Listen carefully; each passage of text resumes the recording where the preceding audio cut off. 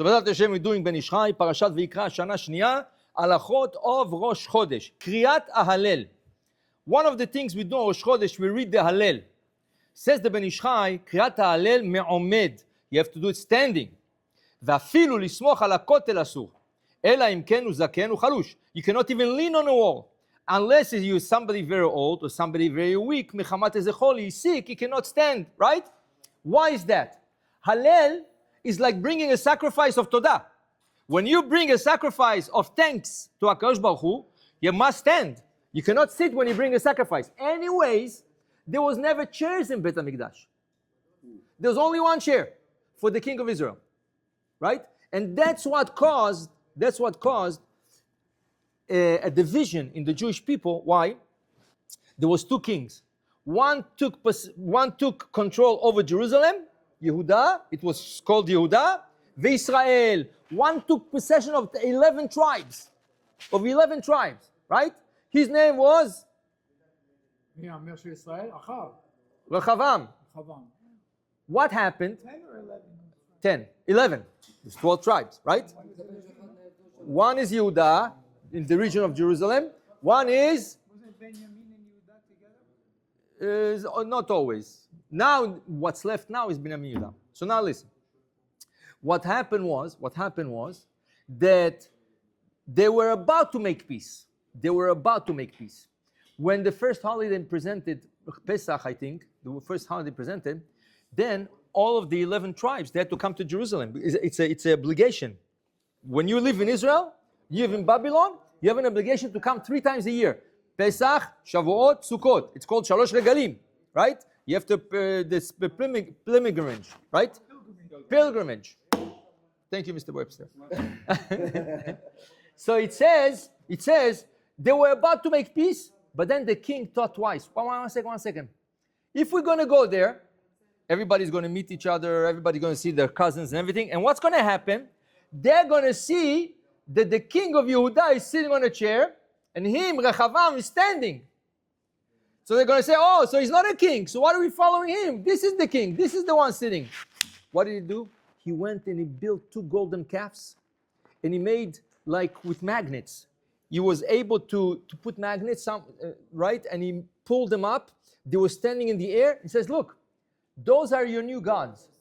And he made everybody to bow down to the 2 idols. In the desert, they made 1. He made 2. But he's fighting with the king, so he made 2 calves. Yes, exactly, because out of honor. He didn't want to be dishonored that he comes to the temple and he's not sitting down. Because in the temple, there's only 1 chair. They're not going to give him a chair. They're not going to give him a chair, even though he's a king. Exactly, blocked the way. What are you saying? Yeah, Levi doesn't really count as a tribe. Levi is is part of us for sure. But don't forget, there is Menashe and Ephraim. Basically, it's 1 tribe. It's Yosef, right? So if you count Levi, Menashe and Ephraim count as 1. If you don't count Levi, Menashe and Ephraim count as 2. So always we say 12 tribes. We never said 13 tribes. Actually, there's 13, right?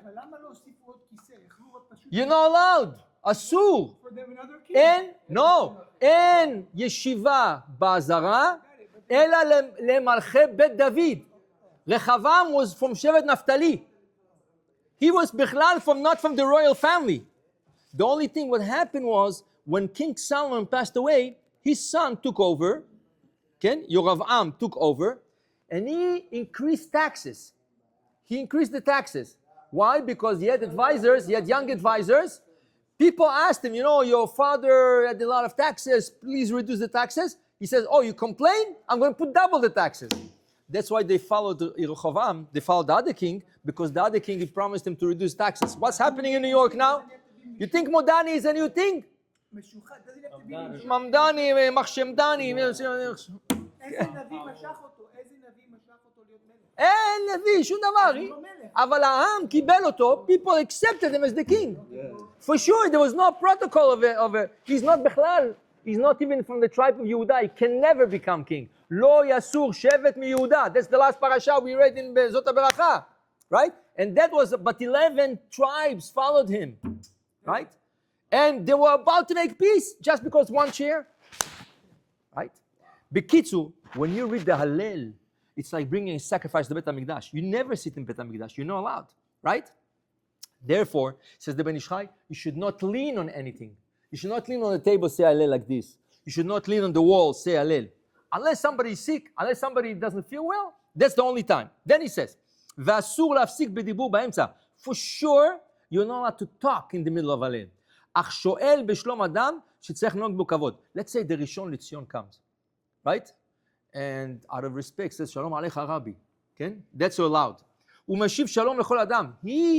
Somebody came and says, oh, שלום עליך חיים. What do you say? עליכם שלום. So you're allowed to answer. וכל שכן שמותר לענות אמן יש שם רבה. ואמינים. So if you're allowed to say shalom aleichem, when somebody asks you shalom aleichem, you say aleichem shalom, for sure if there's kaddish, you answer amen, yehe shemeh rabba mevarach la'alam olmei amaya, right?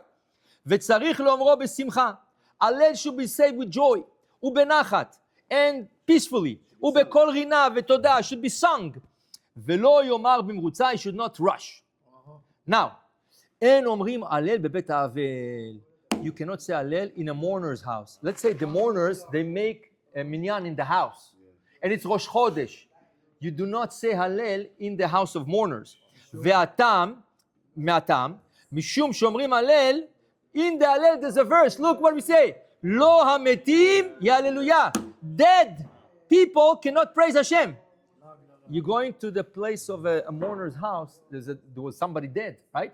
לא המתים in a dead place, no, you don't say Hallel. והווה כלועג לרש. Exactly, for sure. You cannot do minyanim. And also, it's considered like making fun, mocking a dead, coming to his house and saying Hallel when he cannot say Hallel. וכנזכר בתא לשון לוקח. וטעם קלוש הוא. Really, it's a good insinuation. Yeah, אבל זה טעם קלוש. אך הואיל כי מן הדין אין חיוב לומר הלל בראש חודש כלל, since it's not an obligation to say Hallel in Rosh Chodesh, משום דלאו קדוש הוא באיסור מלאכה. You know why? Because Hallel is really to be said on the 3 holidays. Pesach, Shavuot, Sukkot. We should have said Hallel on Rosh Hashanah and Kippur. And the Gemara is asking, why don't we say Hallel on Rosh Hashanah Kippur? And the Gemara says, how can you say Hallel on Rosh Hashanah Kippur when the books of death and life are open and you don't know where you're going to be written? You're going to start singing. So the Gemara said, that's why we don't say, but we should have said Hallel. But Rosh Chodesh, though it's more holy than rest of the week, right? But it's not as holy as the holidays. So technically, we should, exactly, we should not have said Hallel. But it became a custom to say Hallel on Rosh Chodesh. And he says over here, וכתיב, כן? השיר יהיה לכם כנגד קדש חג. אמרו רבותינו, זה הלילה המקודש לחג, טעון שירה, ושאינו מקודש לחג, לא טעון שירה. The Gemara in Pesachim teaches us that a holiday which was sanctified as a holiday by the Kiddush HaLevana, by the Bet Din, this becomes Chag, this becomes a real holiday. Pesach, Shavuot, Sukkot. But a holiday which is not sanctified as a holiday, right? Rosh Chodesh is just, why do we sanctify Rosh Chodesh? Just to know when the holidays fall. Why do Rosh Chodesh? Once you know when it's Rosh Chodesh, Tishrei, oh, you know that this is going to be Rosh Hashanah. You know 10 days later it's going to be Kippur. You know that 14 days later at night is going to be Sukkot. So basically Rosh Chodesh is not a holiday by itself. It's an indicator. It indicates you when, right? You know that 6 months later it's going to be Pesach. So Rosh Chodesh is an indicator. So it's not it's a holiday, but not a real holiday. That's how they calculate time. Exactly. It calculates your time. Rosh Chodesh, yeah, again, it's a holier day than, it's in between Chol and Chag. It's in between the two. כן, היו אומרים, they used to say Hallel. Because to distinguish from the holidays. כן? So they used to do Hallel even though they did the Karbanot? Yeah. They used to do the Hallel. Yeah, for sure. Right? Now he says over here, ומה שאומרים הלל אתה בראש חודש, ומשום מנהג קדמונים שנהגו כך. It's a custom, very old custom, they used to say it, so we keep the custom. ולא מן הדין, but it's not הלכה. Let's say somebody forgot to say Hallel on Rosh Chodesh. Right? No, it doesn't go back. He doesn't catch up again. הוא שכח. כאילו הוא תפס flight, he had to take a flight, and he was praying at the airport, אמר יעלה ויבוא and everything. כן, הוא אמר יעלה, ופתאום, at night he remembers, wow, my rush made me forget Hallel today. Okay. כן? ועל כן, since it's not an obligation to say Hallel on Rosh Chodesh, it's a custom, מצאו לו טעם קלוש, that's why they found a small reason not to say Hallel in the house of mourners. אבל, and I think Rav Ovadia says the following thing, if you want to say Hallel in the house of mourners, right, what you should do is the mourner should get out of the room. He should get out of the room, and then they can say the Hallel not in his presence, the presence of the mourner. Okay? But really, he could say it's just the guy who's, he's No, the mourner the person who's dead, right? Right. So really, you're upsetting the guy who's dead in the house. Right, but also the mourner, which is in a state of... I understand. Yeah. You really, that's the guy who can't say it. The guy's alive. Yeah, he but could really say he's after not his allowed. Havel, Right, not right. allowed, but really, you're upsetting the guy who's Right. the neshama that's there, that's in the house. אבל בחנוכה, on חנוכה, כן? אומרים הלל אפילו בית האבל. You would say הלל even in a mourner's house. Why? מפני שהלל בחנוכה חיוב מן הדין. This is no obligation to say הלל on חנוכה. And over there you say לגמור את ההלל. Or you finish the הלל on 8 days. Look, on פסח, מה זה אין כזה? ומה אתה אומר בעל הניסים? וקבעו בהלל והודאה. The holiday was restored with הלל. יפה, אבל זה לא מנהג. תקנת חכמים is much stronger than a custom. This, to say הלל on Rosh Chodesh is a custom. Very, very old custom. Maybe 1,000 years ago? 2,000 years ago?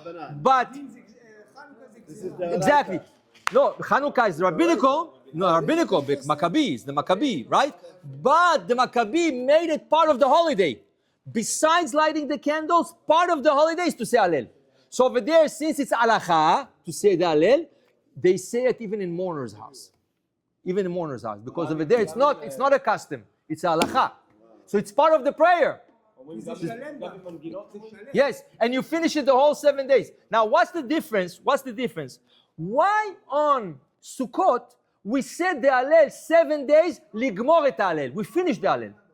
Why on Pesach, the first 2 days is likro, and the rest of the day is ligmor, and the first 2 days likro. Why we finish only 2 days and the rest of the day no? Said the Gemara. On Sukkot, every day was a new sacrifice. They started the first day of Sukkot, new sacrifices. The first day, 13 bulls, 13 parim. Second day, only 12, 11, 10. So every day was a different number. Pesach is the 7 days, the same sacrifice. So there's nothing new. Only the first and the second day are the one which we finished the Hallel, because the beginning of the holiday. The rest is likro et Hallel. And even Shvi'i shel Pesach, the 7th day of Pesach, is not, we don't say Shechianu. It's part of the holiday. Over there also likro. זו הודעה. איך אתה מודה לשם? How do you thanks to השם? קורבנות. You come, קורבן תודה. מזמור לתודה, הריעו לאדוני כל הארץ, עבדו את אדוני בשמחה, בואו לפעמים בננה. Next. They used to say all this during the Korban? Yes. So we read everything. If you ever have a chance, right? This is something beautiful to see. Try to go to a bakery where they do matzot. Try to go visit a bakery of matzot. A bakery that do matzot. And try to do it on Erev Pesach, like the day of, before the holiday. You'll see all the Hasidim, they dress Shabbat, and they sing as they knead the dough. As they're kneading the dough, everybody sings. It's beautiful. It's like you have 50, 60 men singing in it's Hallel. And even the people that are not doing, it's so nice. You get carried away with the song. It's a beautiful song. Tet Zayin. He says, בכפל הפסוקים, שבסוף הלל. You know the last piece of Hallel was what? No, before the Halakha. עודך כי... No. כן, עליית הבודק, הוא צודק. לי אתה פה חוזרים על זה פעמיים. האחרון, דבר על האחרון. לא. תגיד את זה לו. הנה, נו.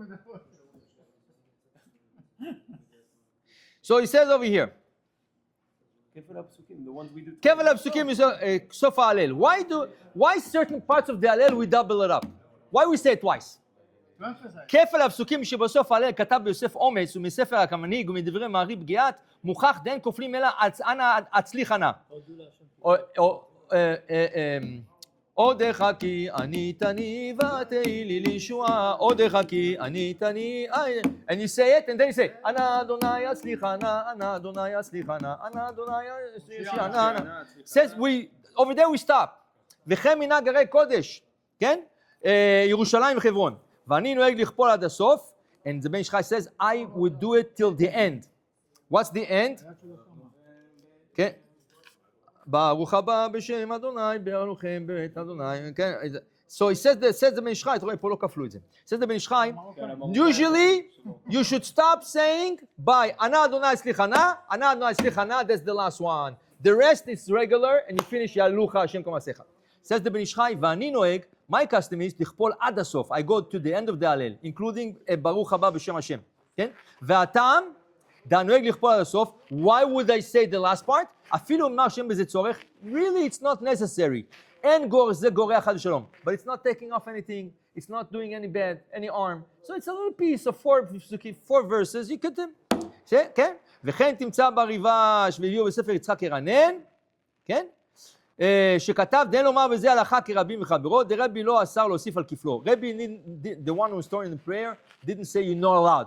אלא רבי היה נוהג כך, ורבי אלעזר נוהג להוסיף, ואינו חולק, כן? והוא הדבר שאמרתי, המוסיף אינו גורע. If you do it, you're not doing wrong. ודע שאין חילוק בזה העניין של הכפל הנזכר, בין יום של יום הדילוג, כן? לבין של יום הדילוג. It doesn't make a difference if you finish the Hallel, if you didn't finish the Hallel that day, the last part, the Ben Ish Chai would say it. So in Morocco, they did not double up. The Baruch haba b'shem Hashem, they would go. The only thing they would double up is the last one. הודו לאדוני כי טוב, כי לעולם חסדו, הודו לאדוני כי טוב, כי לעולם חסדו. The last one, כן? So said the Ben Ish Chai, right? Now I know why David Anconina always tries to skip. Exactly. Exactly. In Morocco, they didn't hear it. Even in Siddur, even in the Siddur, it's not written to say double, right? So Baruch Hashem, we have Rabbi David, he doubles up. Baruch Hashem, we have Anconina, does not double up. At the end of the way, they find the path together. At the end of the day, they get to Odul Adonai Kitov K'nam Chasdo, they get it together, right? ומה עם הברכה של לקרוא את ההלל? That's... המרוקאים אומרים. מרוקאים. חלק מהם. אתה מרוקאי? לא, אז אתה גם מרוקאי ואתה לא אומר. אתה אני מרוקאי. אתה לא אומר. אני אשכנזי, מה פתאום? חצי אשכנזי. חצי אשכנזי, אתה... חצי. Let's finish up. Okay, so that's the halachot of the Hallel.